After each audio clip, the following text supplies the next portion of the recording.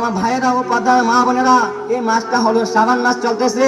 কয়েকদিন পর সবে বরাত নামক এক রাত আসবে। এই রাত্রি হলো অনেক ফজিলতপূর্ণ রাত, অনেক গুরুত্বপূর্ণ রাত। রাসূল আকরাম সাল্লাল্লাহু আলাইহি ওয়াসাল্লাম বলেন, যখন তোমাদের সম্মুখে সবে বরাতের রাত্র আসবে, তখন তোমরা ওই রাত্রে তোমরা সারা রাত ইবাদত করো, তোমরা নামাজ পড়ো এবং এর পরের দিন তোমরা রোজা রাখো। রাসূল আকরাম সাল্লাল্লাহু আলাইহি ওয়াসাল্লাম আরো বলেন যে যখন সবে বরাতের রাত্র আসে, সূর্য স্তর হওয়ার সাথে সাথে মহান রব্বুল আলামিন প্রথম আসমানে চলে আসেন এবং বান্দাদেরকে ডাকতে থাকেন, কে আসো ক্ষমা প্রার্থী, আমার কাছে ক্ষমা চাও, আমি তোমাদেরকে ক্ষমা করে দেব। কে আসো বিপদগামী বিপদগ্রস্ত, আমার কাছে মুক্তি চাও, বিপদ থেকে পাওনা চাও, আমি তোমাদেরকে বিপদ থেকে মুক্তি দান করব। কে আসো ঋণগ্রস্ত, আমি তোমাদেরকে ঋণ থেকে মুক্তি করব। কে আসো রিজিক প্রার্থী, আমি তোমাদেরকে রিজিক দান করব।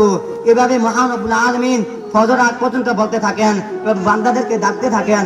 এই সবে বরাত রাত্রি এমন একটি রাত্র, এই রাত্রিতে আল্লাহ তাআলার কাছে বান্দা যা চাইবে আল্লাহ সকল কিছুই বান্দাদেরকে দান করবেন। আমরা যা পিছনে একটা বছরের মাধ্যমে যা গুনাহ করেছি, এই সবে বরাত আসতেছে সামনে একটি রাত, এই রাতের মাধ্যমে আমরা আল্লাহ তাআলার কাছে এই পিছনে গুনার কথা স্মরণ করে, পিছনে গুনার কথা মনে করে আমরা আল্লাহ তাআলার কাছে তওবা করব, ক্ষমা চাইবো।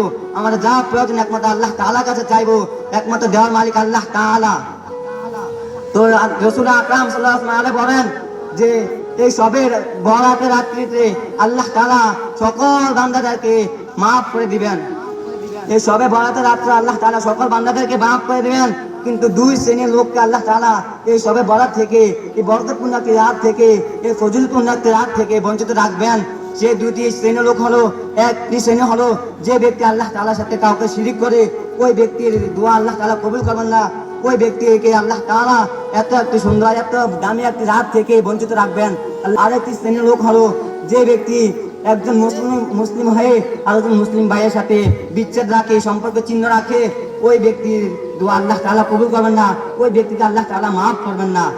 এজন্য আমার ভাই ও পাদারা মা বোনেরা, আমরা সামনের শুক্রবার এই রাত্রিতে আমরা বেশি বেশি করে আল্লাহ তাআলা ইবাদত করব। এই রাত্রি একটি গুরুত্বপূর্ণ রাত, এই রাত্রি একটি ফজিলতপূর্ণ রাত। এই রাত্রে আমরা যা চাইবো আল্লাহ তাআলার কাছে আল্লাহ তাআলা আমাদেরকে তাই দান করবেন। আমরা পিছনে যত গুনাহ করেছি সকল গুনাহের কথা স্মরণ করে আমরা আল্লাহ তাআলার কাছে ক্ষমা চাইবো, মাফ চাইবো, আল্লাহ তাআলা আমাদেরকে ক্ষমা করে দিবেন। আমাদের